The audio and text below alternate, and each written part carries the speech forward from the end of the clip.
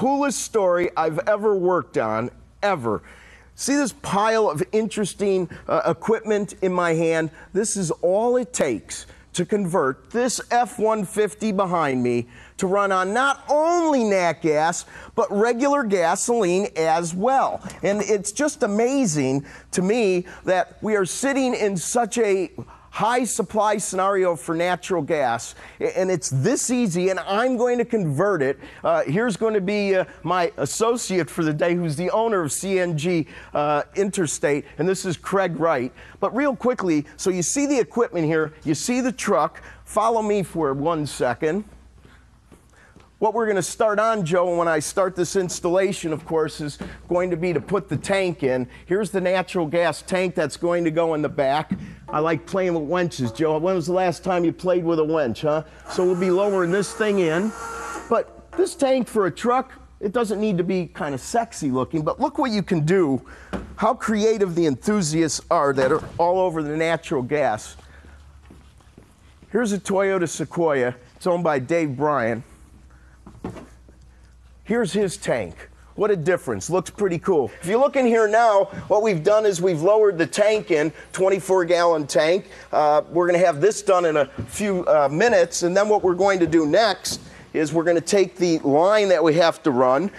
It's 1/4 inch. That's correct. 1/4 inch line, and it'll go from the valve on the tank underneath the car. We'll drill holes, mount it with little clips, and we'll run it to the front.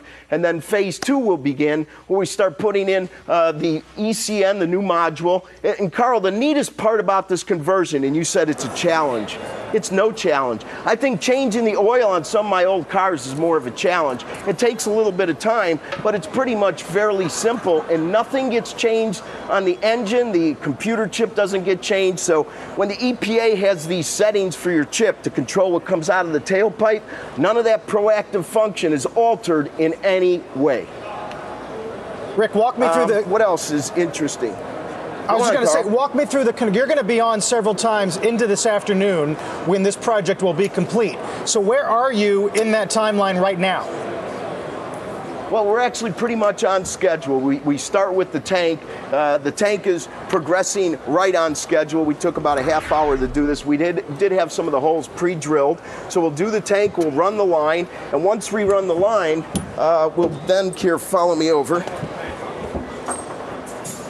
Rather remarkable. I've got to tell you, Rick, one of the things that bothers me... Once we run the line, we're going to end up, we're going to take the new harness, okay, and this harness is what connects to all the fuel injectors. We don't change the fuel injectors. What we do is we put plugs in between. So in other words, you jump each injector, and that goes into the new injectors that we're going to put on top of the carrier. So we leave the old ones in place so it can still run on gasoline and nat gas. Here's the regulator. That's pretty much all the parts. So you're going to monitor me throughout the day. So I'll keep you informed on nat gas. You keep me informed on where that 30-year bond's trading. Carl, how's that? We are actually doing well. We're ahead of schedule. Craig Wright and myself. Get these safety goggles off over my regular goggles. So what we've done so far, to summarize, we'll keep it simple. We have the tank mounted and strapped down. We have the valve on it. We're running the lines to make the natural gas come to the front, because the whole trick here is internal combustion engines are pretty much run on anything. Shaken, not stirred, probably vodka, whatever you get into it. So the whole trick is just getting the fuel into it. So we ran the line. And if you look up in here, this is a regulator. You don't need to know all that, but that's done. And the next thing we're going to do is there's a coolant feature to this. So we hook it up into the cooling over tank. We do a bypass hose. All sounds pretty technical, but it's pretty easy. As you can see, we have our vacuum lines all ready to go. So we're on schedule. The next phase will be to get the injectors that kind of... They blow the natural gas into the cylinder for combustion. We'll be putting those on the rail. And Craig has a pretty neat invention. He invented a lot of things to make these conversions so we don't modify anything. Theoretically, we could pull it off in half the time we took to put it on, and we'll be good to go. These are injectors. Like, we don't want to get too technical. These blow the natural gas through so they can be burned in the cylinders, and we're about ready to install these. We've got all the hoses in for the cooling issues. We have the regulator in. So if I had to get a rough guess, I'd say we're probably close to 1/3 to halfway done with the job, Simon. And just to put one other thing out there, you said to convert this truck to natural gas, and that is correct. But when you convert it to natural gas, it can still also run on regular gasoline. That's absolutely key to realize. There's only one mono-fuel vehicle that's fully on the assembly line, and it's a Honda. What's the brand of that one, Craig? It's a Honda Civic NGV. Honda Civic NGV. But the problem is, why do you think nobody's buying them, Simon? They only run on natural gas. You know, I'll tell you, I think this is great. I'm thinking of doing it to some of my cars, but the fact that it can do both, and it can do both on the fly while you're driving, is amazing. We ran all the lines for the fuel injectors. We left the original fuel injectors. Here's the new fuel injectors on top of a custom-made rail that's designed in-house. And Craig here is now connecting the plugs for the injectors, so this circuit gets in between the old and the new. What does this mean in English? It means that we have not cut one single wire. We haven't changed anything. This is add-on. So we take one wire harness and we substitute it with another, all pre-cut, all pre-measured, and ready to go. And this is kind of the middle phase. So I would say we're about halfway through the process at this point. How many pairs of glasses do I have? I feel like that commercial where the guy's wearing all the hats. Last time we were on, I had that big spaghetti harness around my neck. You don't see it around my neck anymore. Here's where it is now. You see, watch the pointer. All of the wires that we connected to the natural gas injectors, here's the wires. We made them nice and pretty, twist ties, plug and play. We have a couple other components left on the spaghetti that'll get hooked in, Craig. Here's the modules that go into the computer for the engine that, of course, we don't modify whatsoever. And those are the last plug-ins. So we are very close, Carl, to the electrical side being complete. So to summarize, we put the tank, we ran the line to natural gas, we ran it to the kind of regulator, which is a carburetor. We did the electrical part. Now it's a matter of cleaning up and putting a couple other final apparatuses in and then dealing with the interface to the computer. It doesn't change it, it just interfaces with it. We're just about wrapping up the electrical side of this. You saw the harness, looked like a bunch of spaghetti. That's all beautiful, tied, like it rolled right out, all installed already. The electrical, here's the ECN, electronic control module. Here's the original. Once again, we don't tinker with anything original. This is an add-on, we plug it in, done.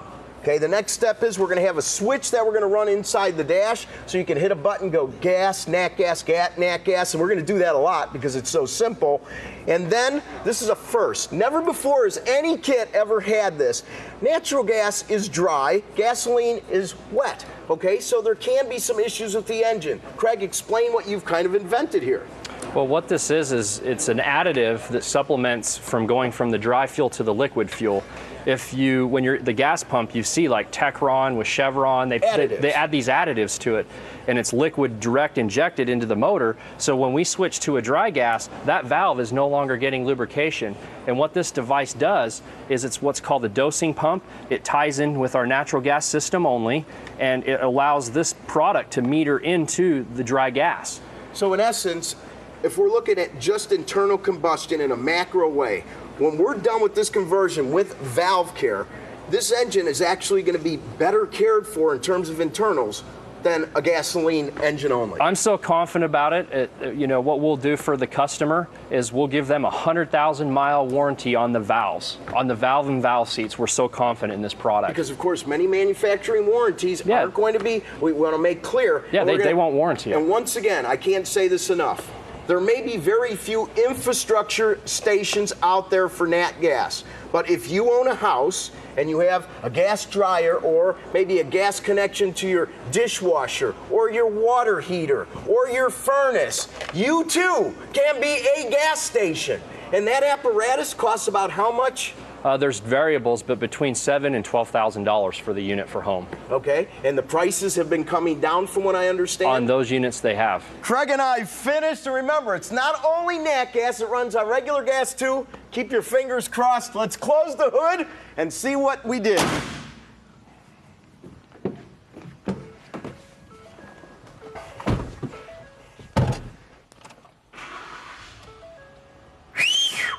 Success. Well done. Wow. How long did it take you, Rick? How long have you been at it? Here we go. We started about 8 o'clock, 8:30 this morning. Okay. And this now, correct me if I'm wrong, you reckon you can get 80 miles a gallon on this at a cost of 66 cents a gallon, I think you said earlier. Yes, we had one of Craig's customers in who did a conversion. In his house, he figured it out, special meter just for his car, coming out to 66 cents an equivalent gallon, and he's getting a little over 80 miles per gallon. How do we make our home a filling station? Well, here's the box, and obviously it isn't mounted or hooked up, but it gives you an idea. You'll mount it against the wall. You'll have a technician do it.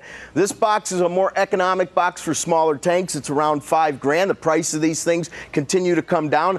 Bigger units that will pump the natural gas at a higher volume pace will be probably another $2,500 or so. Here's the nozzle. All you do is you pop the back, put it on, put it in, twist, and then you turn the nozzle on. And I'm not turning it on, of course, because it's not hooked up. But it will take a bit. If you go to an actual station, it'll take 3 to 4 minutes, about the same time for a large tank as a car. If you're doing it at home with the right unit, it's probably going to be a 4 to 6 hour scenario, so you do it at night when the car's in the garage. Now, we want to go over 3 things real quick. We've been doing this all day, and if you watched, we want to make sure you understand. Number 1, this is not something we want anybody to do at home. You want to go to a certified installer. Our point was today to show that the internal combustion engine needs virtually no modification to run on natural gas. Second issue is, when I talk about 80 miles per gallon, it's a dollar equivalent. If you look at how much you pay for regular gas, let's say a little less than $4, you can pay 66 cents at home. Dollar adjusted, that's the equivalent on a 15 mile per gallon vehicle to come out to about 80 miles per gallon. And that's pretty much it, Sully.